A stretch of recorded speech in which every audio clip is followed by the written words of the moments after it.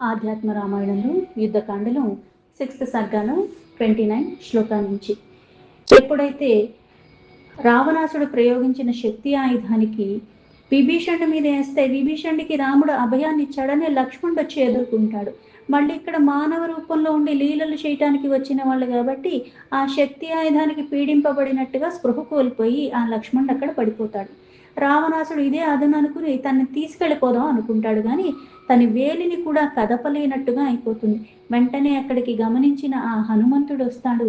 హనుమంతుడు వచ్చి పిడికిలతో వక్షస్థలం మీద రావణాసుడికి తీవ్రంగా గాయపరుస్తాడు. ఇలా గాయపరిచి సునాయాసంగా ఆ లక్ష్మణస్వామిని లేవనెత్తటం, మళ్ళీ రాముడి సన్నిధికి తీసుకొచ్చి చేరుస్తాడు.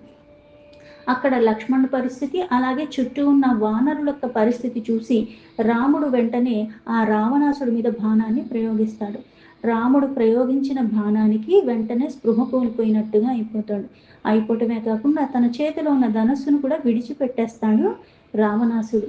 అర్థచంద్రేణ చిచ్ఛేద తత్కిరీటం రవిప్రభం అనుజానామి గచ్చత్వామిదానిం బాణపీడితః ప్రవిశ్య లంకమాశ్వాస్య స్వః పశ్యసి బలం మమ రామబాణేన సంవిద్ధో హతదర్పోథ రావణః. ఇలా ఎప్పుడైతే ఆ చేతి నుంచి ఆ ధనస్సు అన్నది జారిపోయిందో రాముడు వెంటనే ఏదైతే కాంతిమయంగా సకల మణులు ఇవన్నీ బంగారంతో చేసిన ఆభరణాలు శిరస్సు నుంచి పాదాల దాకా ధరించి ఉన్న రావణాసుడి మీద మళ్ళీ అర్ధచంద్ర బాణాన్ని ప్రయోగిస్తాడు. ఆ కిరీటాన్ని చీల్చివేస్తాడు రాముడు. ఇంకా తీవ్రంగా గాయపడి ఉన్న కారణంగా అలా నిశ్చేష్టుడై ఉంటాడు రావణాసుడు. ఇంకా వెంటనే రాముడు కూడా ఇంకా నువ్వు లంకా నగరానికి తిరిగిపో అన్నాడు. ఎందుకు అంటే యుద్ధం చేసే ఇంకా శక్తి అక్కడ లేదు, సమర్థత లేదు.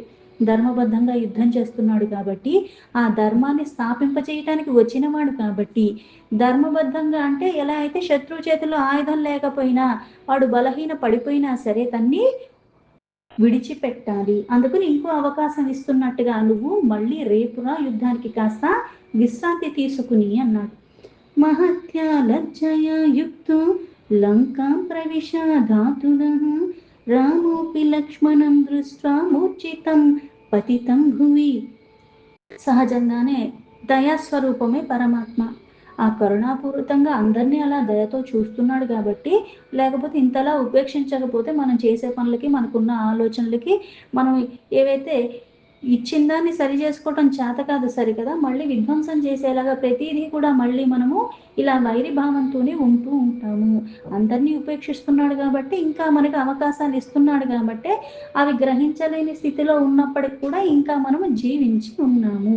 ఇక్కడ ధర్మాన్ని స్థాపింపచేయటానికి వచ్చినవాడు అధర్మాన్ని నిర్మూలించటానికి వచ్చినప్పటికీ కూడా మళ్ళీ అక్కడ ఇంకో అవకాశాన్ని ఎందుకు ఇస్తున్నాడు అంటే, మళ్ళీ తన బుద్ధిని మార్చుకుని శరణాగతుడైతే గనక మళ్ళీ దయాద్ర హృదయంతో ఉన్న రాముడు వెంటనే రావణాసుడికి సర్వాన్ని అప్పచెప్పేసి తన్ని క్షమిస్తాడు. సీతను కూడా తనకి మళ్ళీ అప్పచెప్తే సరిపోతుంది. కానీ ఇక్కడ కొన్ని కొన్ని గుణాలు, కొన్ని కొన్ని స్వభావాలు, కొన్ని వాసనలు కొన్ని జన్మల నుంచి మోసుకొస్తున్న కారణంగా మళ్ళీ విధి అన్నది చాలా బలమైనది. దానికి లోబడిపోయిన కారణంగా మనం ఏది చెయ్యలేని స్థితిలో ఉంటాం. దాన్నే ఇంకా ఇంకా కటువుగా ప్రయత్నిస్తూ ఇంకా మళ్ళీ నిర్లక్ష్యంగానే మనం గ్రహించకుండా ఇంకా విచ్చలవిడితనంగానే మన వ్యవహారాలు ఉంటూ ఉంటాయి. అందుకే ఇక్కడ రాముడు అవకాశం ఇచ్చిన ఇంతలాగా గాయపడి ఉన్నప్పటికీ కూడా ఇప్పుడు మళ్ళీ నేనిక్కడ ఇలా అన్నీ ఏవి చెయ్యలేని స్థితిలో ఉన్నాడు. తిరిగైతే లంకకైతే వెళ్ళిపోయాడు. ఈ రాముడేమో స్పృహ తప్పిపోయి పడిపోన్న లక్ష్మణ్ణి చూస్తూ ఉన్నాడు. మానుషత్వాముపాశ్రిత్య లీలయాను శుశోచః తతః ప్రాహ హనుమంతం వత్స జీవయ లక్ష్మణం. ఆ లక్ష్మణ్ణే చూస్తున్న ఆ శ్రీరాముడు వెంటనే అక్కడ లీల చేస్తున్నవాడు. అందుకని ఎలా అయితే సహజంగా కొన్ని బాధకి లోబడినప్పుడు మనం ఎలా అయితే స్పందిస్తున్నామో అలాగే అతను కూడా శోకిస్తున్నట్టుగా హనుమంతుడితో మళ్ళీ నువ్వు లక్ష్మణ్ణి బ్రతికించు అన్నాడు. ఔషధీహి సమానీయ పూర్వవద్వానరానపి తదేతి రాఘవేణోక్తో జగామాసు మహాకపిః. ఓ మహౌషధులతో కూడుకుని అవన్నీ నువ్వు తీసుకొచ్చి, ఓ హనుమ, ఈ వానరుల్ని కూడా నువ్వే వీళ్ళందరినీ కూడా బ్రతికించు అని రాముడు ఆజ్ఞాపించాడు. రాముడు ఆజ్ఞాపించటమే తడు ఆ మహాకపీశ్వరుడైన హనుమంతుడు వేగంగా బయలుదేరిపోయాడు. హనుమాన్ వాయువేగేన క్షణాత్విత్వా మహోదధిం ఏతస్మిన్నంతరే చార రావణాయ న్యవేదయను. రాముడు ఇంకా యుద్ధానికి తేరుకుని రేపు రా, ఇప్పుడు నువ్వు చేసే సమర్థతను కోల్పోయావంటే తిరిగి వెళ్ళిపోయినవాడు ఆ రావణాసుడు మళ్ళీ రేపటి కోసం సిద్ధపడటం అన్నది కాకుండా ఇక్కడ ఇంకో రకంగా కూడా ఏదైతే గూఢాచారుల ద్వారా అక్కడ ఉన్న సమాచారాన్ని అంతా తెలుసుకుంటూ ఉన్నాడైతే వాళ్ళు కూడా వచ్చి హనుమంతుడు అవలీలగా మహోదధిని వాయువేగంతో దాటి వెళ్ళిపోతున్నాడు అని వాళ్ళ ద్వారా తెలుసుకున్నాడు. రామేణ ప్రేషితో దేవ హనుమాన్ క్షీరసాగరం గతో నేతుం లక్ష్మణస్య జీవనార్థం మహోషధి. క్షీరసాగరానికి వెళ్ళిపోయి మహా ఔషధంతో కూడుకున్నవన్నీ తీసుకుని వస్తే ఇటు లక్ష్మణుడు తిరిగి ఆ వానరులందరూ కూడా జీవిస్తారు. అందుకుని దానికి మళ్ళీ అడ్డు ఏదైనా తలపెట్టాలి, ఆ కార్యం జరగకూడదు అన్న ఇదిలో ఉన్నాడు. శ్రుత్వా తచ్చారవచనం రాజా చింతాపరోభవత్ జగామ రాత్రావేకాకి కాలనేమి గృహం క్షణాత్. ఇప్పుడు దీన్ని జరగకుండా చెయ్యాలంటే వాళ్ళ ద్వారా తెలుసుకుని వెంటనే ఈ రాక్షస రాజు రావణాసుడు చింతాగ్రస్తుడైపోయాడు. ఇది ఆపటానికి ఏం చేయాలని వెంటనే ఆలోచించుకున్నాడు. దానికి తగ్గట్టుగా క్షణాల్లో కాలనేమి దగ్గరికి వెళ్ళిపోయాడు. గృహాగతం సమాలోక్య రావణం విస్మయాన్వితః కాలనేమిరువాచేదం ప్రాంజలిర్ భయవిహ్వలః. రావణాసుడు తన ఇంటికి రాగానే ఆశ్చర్యానికి లోబడిన కాలనేమి మళ్ళీ భయానికి కూడా లోబడ్డాడు. ఎందుకు అంటే ఏదన్నా అవసరం ఉంటే కానీ రాడు, ఏదన్నా పని ఉంటే కానీ, పైగా ఈ సాధారణమైన పనులు చేయించుకోవటానికైతే రావణాసుడు రాడు. అందుకని భయానికి లోబడి ఆశ్చర్యానికి లోబడి ఉన్నప్పటికి కూడా మళ్ళీ విధి విధానంగా ఆర్ఘ్యాది ఇటువంటివన్నీ కూడా సమర్పించుకుని రావణాసుడు ఎదురుగా నిలబడి ఉన్నాడు కాలనేమి. ఆర్ఘ్యాదికం తతః కృత్వా రావణస్యాగ్రతస్థితః కిం తే కరోమి రాజేంద్ర కిమాగమన కారణం కాలనేమిమువాచేదం రావణో దుఃఖపీడితః. ఇలా అన్నీ కూడా ఆయనకి ఆజ్ఞ పాద్యాదులు సమర్పించుకున్న తర్వాత రావణాసుడు ఎదురుగా నిలుచుని, ఓ రాజేంద్ర, నీకు నేనేమి చెయ్యగలను, ఇక్కడికి వచ్చిన కారణం ఏంటి అని రావణాసుడిని అడిగాడు. ఆ రావణాసుడు మళ్ళీ కాలనేమితో ఇలా చెప్తున్నాడు. మమాపి కాలవశతః కష్టమేతదుపస్థితం మయా శక్త్యా హతో వీరో లక్ష్మణః పతితో భువి. ఇలా కాలనేమి అడిగితే తనకి మళ్ళీ ఇలా చెప్తున్నాడు, నాకు కూడా కాలవశంలో కష్టమే సంప్రాప్తించింది. నా శక్తి చేత వీరుడైన లక్ష్మణుడు హతుడైపోయి నేల మీద వాలిపోయాడు. తం జీవయితు మానేతు మోషద్ వీర హనుమాన్ గతః యథా తస్య భవేత్ విఘ్నస్తథా కురు మహామతే. అయితే ఇప్పుడు అతన్ని మళ్ళీ తిరిగి జీవింపచేయటాన్ని తీసుకురావటానికి హనుమంతుడు బయలుదేరాడు. అందుకే ఓ మహామతి, ఆ హనుమంతుడు యొక్క ప్రయత్నానికి విఘ్నం కలిగించేలాగా ఏదో ఒక మాయతో నువ్వే ఉపాయాన్ని ఆలోచించు అని చెప్పాడు రావణాసుడు కాలనేమికి. మాయయా మునివేశేన మోహయస్వ మహాకపిం కాలాత్యాయో యథా భూయ తదా కృత్వేహి మందిరే. మునివేషంలో మాయ చేసి ఆ హనుమంతుడికి మాయలో లోబడేలాగా చేసి ఔషధాల ప్రయోగ కాలాన్ని నువ్వు మీరిపోయినట్లంటే, ఔషధం అన్న మనకి ఏదైతే తీవ్రత ఉందో మళ్ళీ ఆ సమయానికి అది వేస్తేనే దాని ప్రయోజనం ఉంటుంది. ఆ కాలం దాటిపోయాక ఎంత మంచి ఔషధం అయ్యేసరికి దాని ప్రయోజనం ఏమీ కూడా మనకి ఉండదు. అందుకని ఆ కాలము మీరిపోయేలాగా నువ్వు ప్రయత్నం చేసి నేను చెప్పినట్టుగా నువ్వు గనక చేస్తే అప్పుడు ఈ కార్యం విఘ్నం సఫలమైపోతుంది, మళ్ళీ తిరుగు నువ్వు నీ ధామానికి నువ్వు వచ్చేయచ్చు అని చెప్పాను. రావణస్య వచః శ్రుత్వా కాలనేమిరువాచతం రావణేశ వచో మేద్య శృణుధారయ తత్వతః ప్రియంతే కరవాణ్యేవ నా ప్రాణాన్ ధారయామ్యహం మారీచస్య యథారణ్యే పురాభృన్ మృగరూపిణః. ఎప్పుడైతే రావణాసుడు చెప్పాడో అది విన్న కాలనేమి వెంటనే అతనితో ఇలా అన్నాడు, ఓ రావణ ప్రభు, నా మాటలు విను, దాన్ని నువ్వు మళ్ళీ గమనించుకో. ఎందుకంటే నీకు ఇష్టమైనదే నేను చేస్తాను, నా ప్రాణాల్ని కూడా నేను లెక్క చేయను. ఎలా అయితే ఇంతకు ముందు కూడా మారీచుణ్ణి అలాగే అడిగావు, అతడు కూడా మృగ రూపంలోకి వెళ్ళి ఆ జరిగిందంతా నాకు కూడా తెలుసు, అలానే జరుగుతుంది అంటే ఇక్కడ ఏమి చెయ్యక్కర్లేదు, నువ్వు ఇలాగా మాయా వేషంలో అక్కడ ఉండి అక్కడ విఘ్నం కలిగించి కాలాన్ని కాస్త వృధా చేసేలాగా అక్కడ నువ్వు ఆగితే సరిపోతుంది, తిరిగి నువ్వు వెనక్కి రావచ్చు అన్నాడు. అంటే నేను తిరిగి వెనక్కి వచ్చేలాగా ఏమీ ఉండదు, అతనికి కలిగిన దుస్థితే నాకు కలుగుతుంది. తదేవామేన సందేహో భవిష్యతి దశానన హతాః పుత్రాశ్చ పౌత్రాశ్చ బాంధవా రాక్షసాశ్చ తే ఘాతయిత్వా సురకులం జీవితేనాపి కిం తవ రాజ్యేన వా సీతయా వా కిం దేహేన జడాత్మన. నిస్సందేహంగా నాకు కూడా ఆ మారీచుడికి పట్టిన గతే పడుతుంది చూడు.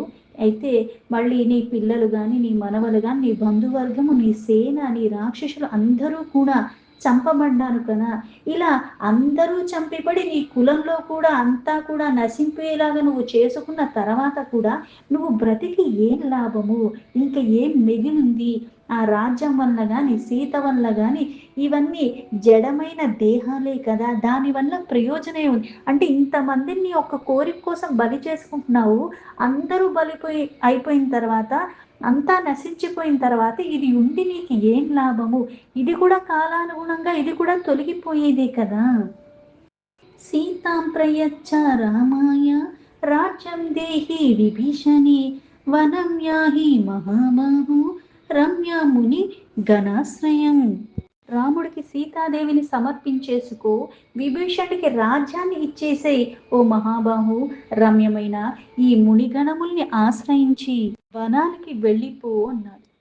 స్నాత్వా ప్రాతః శుభజలి కృత్వా సంధ్యాదికాః క్రియాః తతః ఏకాంతమాశ్రిత్య సుఖాసన పరిగ్రహః. అలా వనానికి వెళ్ళిపోయి ప్రాతకాలంలో ఆ శుభమైన నీటితో స్నానాలు చేసి సంధ్యాది క్రియలు పూర్తి చేసుకుని ఏకాంతంగా అలాగా సుఖాసనలో ఉండి, అంటే బాహ్య ప్రపంచం మీద విషయాల పట్ల ఏ మక్కువ లేకుండా ఆ పరమాత్మ యందు రమిస్తూ ఉండగలిగే స్థితిలో సృజ్య సర్వతః సంగామితరాన్ విషయాన్ బహిః ప్రవృత్తాక్ష గణం స్నేహ ప్రత్యక్ ప్రవాహయ. ఈ బాహ్య సుఖాలు కానీ ఇవేవి కూడా పట్టించుకోకుండా విషయాలొక్క సంగమాన్న మొత్తం కూడా పూర్వంగా విడిచిపెట్టేసి, ఈ బాహ్యానికి ఉన్నవన్నిటి ప్రవృత్తులు, ఇంద్రియాలకొక్క వృత్తులు అన్ని మెల్లమెల్లగా అవన్నీ తొలగించుకుని అంతర్ముఖంగా వాటిని నువ్వు మలుచుకో అని చెప్పాడు.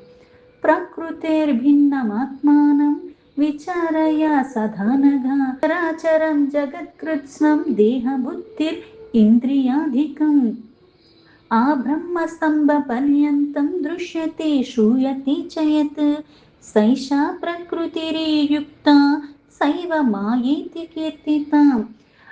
ఓ అనగా ప్రకృతి కంటే భిన్నంగా ఆత్మ గురించి విచారణ అన్నది మొదలుపెట్టు. ఈ చరాచర జగత్ అంతా కూడా ఏదైతే దేహము, బుద్ధి, ఇంద్రియాలు ఇవన్నీ అనిపిస్తున్నాయో మనకి, అక్కడ ఎలా అయితే బ్రహ్మ దగ్గరకుని మొదలు పెట్టుకుని అన్నీ కూడా, అందుకే ఆ బ్రహ్మస్తంభ పర్యంతము కనబడుతున్నవన్నీ కూడా, వినబడుతున్నవన్నీ కూడా, ఇదంతా కూడా ప్రకృతి అనే పిలవబడుతుంది. అదే మాయ. ఇది మాయతో కూడుకుని ఉన్నది అని కదా చెప్పబడి ఉన్నది. సర్గస్థితి వినాశానాం జగద్వృక్షస్య కారణం లోహిత శ్వేత కృష్ణాది ప్రజాః సృజతి సర్వదా. అందుకే అదే సర్వదా ఈ సంసార రూపమన్న వృక్షంలో ఉత్పత్తికి, స్థితికి, వినాశనానికి కారణమైనది ఏవైతే 3 గుణాలతో ఉందో, సాత్విక, రాజస, తామస. తామసని కృష్ణ అని, రాజసని లోహిత అని, సాత్వికాని శ్వేత. ఈ వర్ణాలుగా ఆ ప్రజలు ఉత్పత్తి కూడా చేస్తున్నది ఇదే. కామక్రోధాది పుత్రాధ్యాన్ హింసా తృష్ణాది కన్యకాః మోహయత్యనిశం దేవమాత్మానం స్వర్గేర్గుణేర్విభుం కర్తృత్వా భోక్తృత్వా ముఖాన్ స్వగుణాత్మానీశ్వరే ఆరోప్య స్వావసం కృత్వా తేన క్రీడతి సర్వదా. కామక్రోధాదులేమో పుత్రుల్లాగా, హింసా తృష్ణాదివేమో కన్యకల్లాగా ఇవన్నీ కూడా ఉత్పత్తి అవుతూనే ఉంటాయి. ఇది మాయతో కూడుకుని ఉన్నది. అందుకే ఇది గుణముల చేతనే సర్వవ్యాపకంగా ఉన్న ఆ పరమేశ్వరుడు తన ఆత్మ అయిన దివారాత్రులుగా ఎలా అయితే అంటే పగలు రాత్రులుగా సర్వాన్ని కూడా మోహింపచేస్తున్నాడు. అందుకే మనమే కర్తలుగా భావిస్తూ ఉంటాం, మనమే భోక్తలుగా భావిస్తూ ఉంటాము. అందుకే ఇది కర్తృత్వ భోక్తృత్వాదులుగా ఆ గుణాల ప్రభావం చేత మళ్ళీ ఇది అన్నిటికీ మూలమైన ఆత్మయే ఆరోపించబడి ఉన్నది. అందుకే అన్ని ఆ పరమేశ్వరుడు యొక్క వశీలోనే ఉంటాయి. కానీ మనం అనుభవిస్తున్నాము, ఇదేదో మనమే చేసేసుకున్నాం, మనమే పొందాము అని ఆ మాయలో ఉంటాం మనము.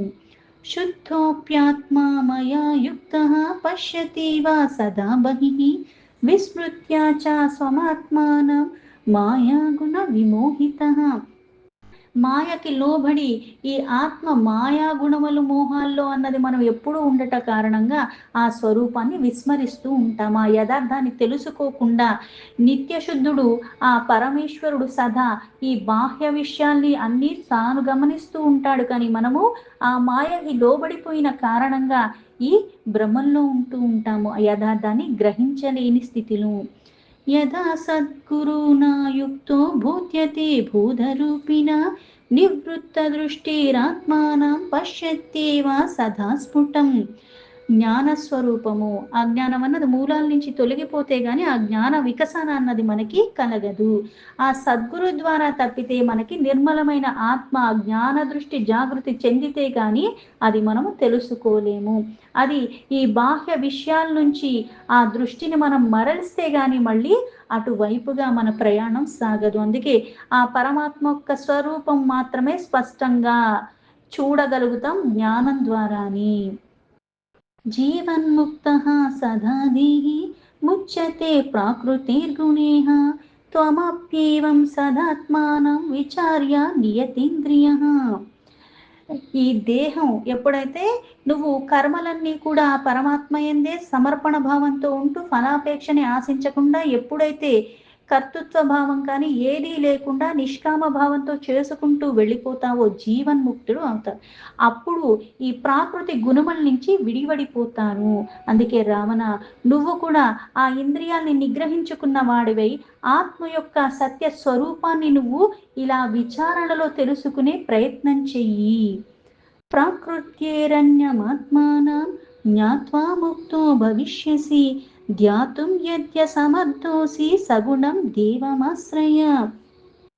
ప్రకృతి కంటే భిన్నమైనది ఆత్మ అంటే ఇక్కడ అన్నిటికీ లోబడి ఉన్నట్టుగా కనిపిస్తూ ఉంటుంది. అన్నిటికీ కారణమైన వాడు పరమేశ్వరుడు అయినప్పటికీ కూడా మళ్ళీ ఎలా అయితే అవ్యక్తం నుంచి వ్యక్తమవుతున్నాడు, కానీ అవ్యక్తంలో ఇంకా అన్నిటికన్నా పరంగా ఉన్నాడు. అలా తెలిసినప్పుడే మనకి ముక్తి లభిస్తుంది. అందుకే నువ్వు ధ్యానం చెయ్యుట అన్నది మంచిది, కానీ అసమర్థుడిలాగా ఇలా సగుణమైన దేవుడికి నువ్వు ఆశ్రయించి ఎందుకు ఉంటున్నావు? సమర్థత కలిగి ఉన్నవాడివి ధ్యానంలో లీనమై నిర్గుణుని మీద నువ్వు ఎప్పుడైతే ధ్యాస పెడుతూ ఉంటావో, దాన్ని విచారణలో ఎప్పుడైతే తెలుసుకుంటావో. హృత్పద్మకర్ణికే స్వర్ణపీఠే మణిగణాన్వితే మృదుక్ష్లక్ష్యాతరే తత్ర జానక్యా సహ సంస్థితం. అంటే సగుణాలు అన్నీ కూడా విడిచిపెట్టి నిర్గుణుడి మీద ధ్యాస పెట్టాలి. ఇవన్నీ కూడా ఎప్పుడు బాహ్యం నుంచి దృష్టి తీసి ఇంద్రియాల్ని కూడా నిగ్రహించుకుని ఆ పరమాత్మయందు ధ్యానంలో లీనమైతే కానీ అంతర్ముఖ ప్రయాణం మొదలు పెడితేనే అది సాధ్యమవుతుంది. అందుకే హృదయంలో అక్కడ మృదువైన స్వచ్ఛమైన పద్మకర్ణికలో మణిగణములు పొదిగినట్టి ఆ స్వర్ణపీఠం మీద జానకతో కలిసి విరాజమానుడుగా కూర్చున్నాడు ఆ పరమేశ్వరుడు.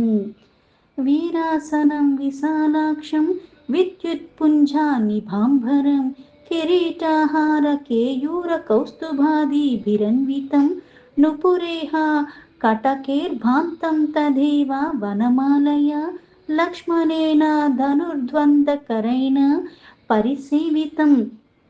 విశాలమైన కన్నులు కలిగి విద్యుత్ కాంతులతో ఆ పుంచముల్లాగా వెలుగులు చిందే వస్త్రాలు ధరించి ఉన్నవాడు. పైగా కిరీటాలు, హారాలు, కేయూరాలు, కౌస్తుభమి మొదలైన ఆభరణాలన్నీ కూడా ధరించి ఉన్నవాడు. ఇలా అంటే ఇక్కడ సర్వాన్ని తానే ధరించి ఉన్నవాడు, సర్వానికి మూలమైన వాడు.